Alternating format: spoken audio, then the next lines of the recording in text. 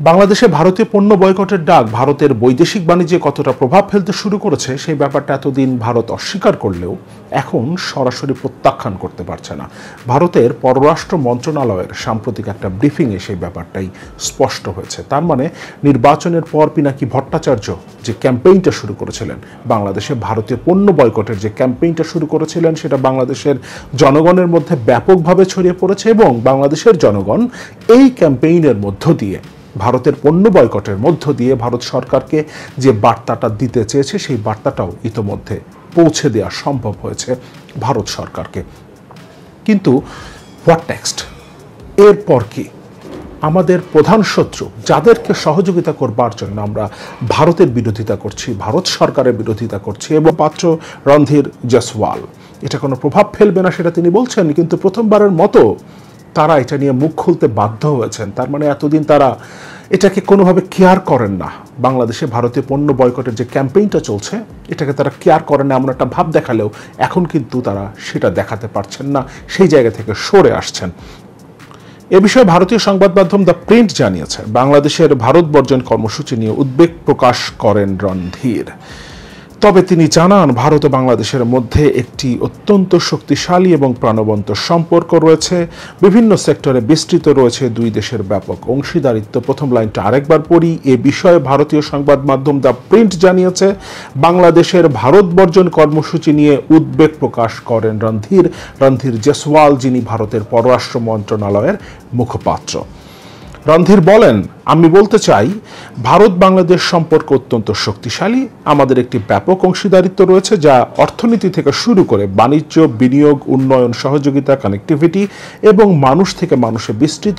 এই জায়গাটা তিনি ভুল করছেন, মানুষ থেকে মানুষে বিস্তৃত নয় এই সম্পর্কটা, এটা সরকারের সাথে সরকারের সম্পর্ক, এবং এই সম্পর্কটাও অবৈধ একটা সরকারকে বাংলাদেশে যারা অবৈধভাবে ক্ষমতা দখল করে আছে তাদেরকে সহযোগিতা করছে ভারত সরকার, যে ব্যাপারটা বাংলাদেশের জনগণ মনে করে। বাংলাদেশের সাথে বা বাংলাদেশের বর্তমান ক্ষমতাসীন সরকারের সাথে তাদের সম্পর্কটা কি হবে, বা আদৌ ভবিষ্যতে তারা এই সরকারকে এভাবে নগ্নভাবে সমর্থন দেবে কিনা। কিন্তু এই সরকারের উপরে, আওয়ামী লীগ সরকারের উপরে এর প্রভাব কি পড়বে? আমরা যদি ঘরে বসে এই বয়কটটা করি, আমাদের মূল প্রতিপক্ষ আমাদের দেশের অবৈধ হাসিনা সরকার।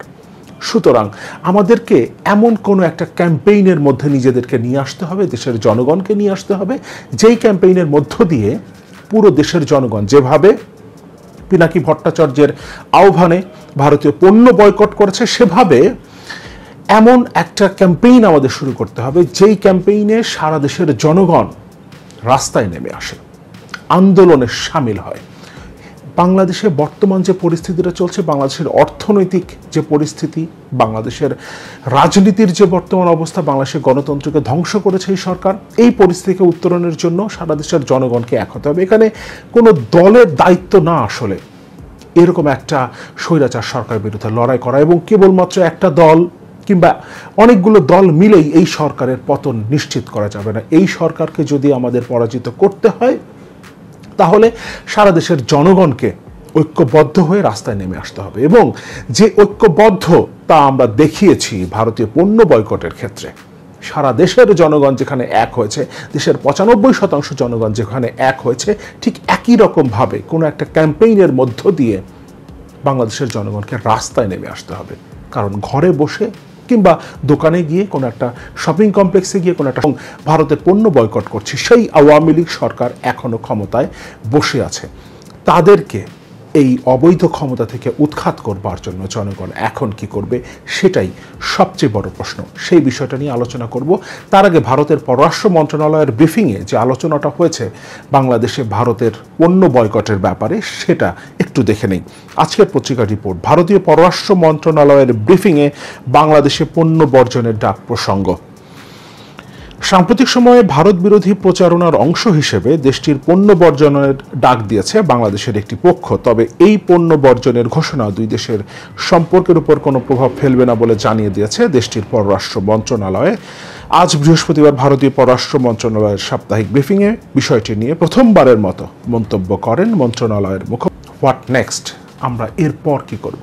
আমরা ঘরে বসে যদি ভারতীয় পণ্য বর্জন করি তাহলে বাংলাদেশের সাথে ভারতের যে বৈদেশিক বাণিজ্য রয়েছে, বাংলাদেশে তারা যে রপ্তানি করে সেই পরিমাণটা কমে যাবে। এটা ভারতের অর্থনীতির উপরে কিছুটা চাপ হয়তো তৈরি করবে, কিন্তু ব্যাপকভাবে আমদানিটা তো সরকার করে, ফলে খুব বেশি প্রভাব আসলে পড়বে না।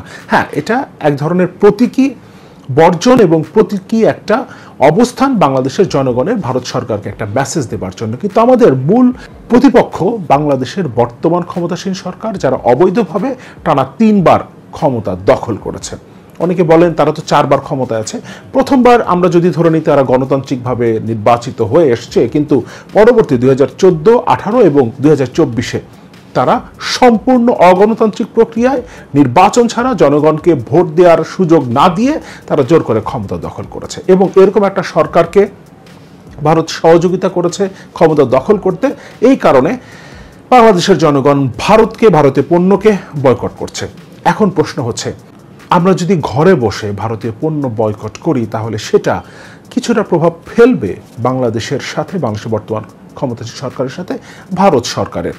ভারত সরকার হয়তো নতুন করে চিন্তা করবে, বা যিনি কথা বলেছেন তিনি এটাকে উড়িয়ে দিয়েছেন, কিন্তু এখন তারা মন্তব্য করা থেকে বিরত থাকছেন। তার মানে প্রভাব ব্যাপকভাবে পড়তে শুরু করেছে। উল্লেখ্য, বিরোধীদের ভারতীয় পণ্য বর্জনের ডাক নিয়ে সম্প্রতি প্রধানমন্ত্রী শেখ হাসিনাও মন্তব্য করেন। তিনি এই কর্মসূচির যৌক্তিকতা নিয়েও প্রশ্ন তোলেন এবং বিএনপি নেতাদের স্ত্রীদের ভারতীয় শাড়ি পুড়িয়ে ফেলার আহ্বান জানান। শেখ হাসিনার ওই মন্তব্য নিয়ে সম্প্রতি ভারতীয় গণমাধ্যমগুলো প্রতিবেদন প্রকাশ করলেও দিল্লির কাছ থেকে আজ বৃহস্পতিবারের আগে কোনো প্রতিক্রিয়া পাওয়া যায়নি।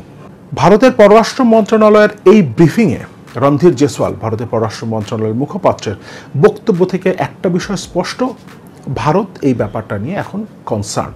তারা বুঝতে পারছে পরিস্থিতিটা আস্তে আস্তে খারাপের দিকে যাচ্ছে।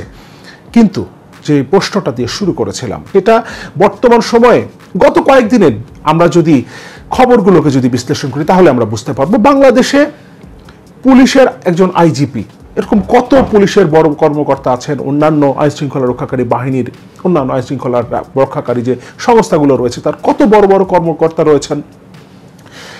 কিভাবে এই দেশ থেকে লুটপাট হয়েছে সেগুলো আমরা বুঝতে পারছি। একজনের খবর আমাদের সামনে এসছে, এরকম অহরহ হয়েছে। এটা আমরা নির্দ্বিধায় চোখ বন্ধ করে বলে দিতে পারি। ব্যবসায়ীরা বাংলাদেশ থেকে কিভাবে লুটপাট করেছে, বাংলাদেশকে কিভাবে লুটপাট করেছে এই সরকারের সহযোগিতায়, সেটা গত কয়েকদিনে আমাদের সামনে এসছে। এসালম গ্রুপ সামিটের কথা আমাদের সামনে এসছে, আমরা দেখেছি। আমরা এগুলো পরিষ্কার, এগুলো এখন নগ্নভাবেই সরকার করছে। এবং সরকারের মন্ত্রী এমপিদের দুর্নীতিও আমাদের সামনে বিভিন্ন সময় এসছে, আমরা দেখেছি। এবং বর্তমানে যেটা হচ্ছে, কুকি চীন বান্দরবনে যেটা করছে, তাতে আমরা বুঝতে পারছি এই সরকার ক্ষমতায় থাকলে বাংলাদেশের সার্বভৌমত্ব হুমকির মুখে। ফলে এই সরকারকে ক্ষমতা থেকে হটানোর জন্য জনগণকে ঐক্যবদ্ধ হতে হবে এবং যে 95% বিরোধী রাজনীতিতে যারা আছেন কিংবা অন্যান্য যারা আছেন, যারা বিরোধী আন্দোলন গড়ে তোলার ক্ষেত্রে ভূমিকা পালন করতে পারেন, তাদের সাথে কথা বলতে চাই, তাদের আপনাদের মতামত নিয়ে, এবং তার ভিত্তিতে একটা ক্যাম্পেইন আমরা তৈরি করতে চাই। ঠিক ভারতীয় পণ্য বয়কট এরকম একটা ক্যাম্পেইন যেটা সারা দেশের জনগণকে কানেক্ট করবে, এবং আমরা ঐক্যবদ্ধভাবে রাস্তায় নেমে এই সরকারের, আমাদের মূল প্রতিপক্ষ জনগণ ভারতীয় পণ্য বয়কটের এই ক্যাম্পেইন ঐক্যবদ্ধ হয়েছে, তাদের সবাইকে এই সরকারের বিরুদ্ধে লড়াই ঐক্যবদ্ধ হয়ে রাস্তায় নামতে হবে এবং এর জন্য আমাদেরকে একটা ক্যাম্পেইন তৈরি করতে হবে। এবং আমি প্রত্যাশা করি দেশের জনগণ এরকম একটা ক্যাম্পেইন তৈরি করবে। এবং আপনাদের কাছে আমার একটা দাবি, আপনারা মন্তব্যে জানাবেন কি ধরনের ক্যাম্পেইন হতে পারে। এই 95% জনগণ যারা আমরা সবাই মিলে ভারতীয় পণ্য বয়কট করেছি, এই ক্যাম্পেইনে সামিল হয়েছি, তারা সবাই মিলে কিভাবে এই সরকারের বিরুদ্ধে রাস্তায় লড়াইয়ে আন্দোলনে নেমে আসতে পারে, এরকম একটা ক্যাম্পেইন কি হতে পারে সেই ব্যাপারে আপনাদের মতামত চাই। আপনাদের এই মতামতের ভিত্তিতে আমি চেষ্টা করব, আমি যাদের সাথে কথা বলতে পারি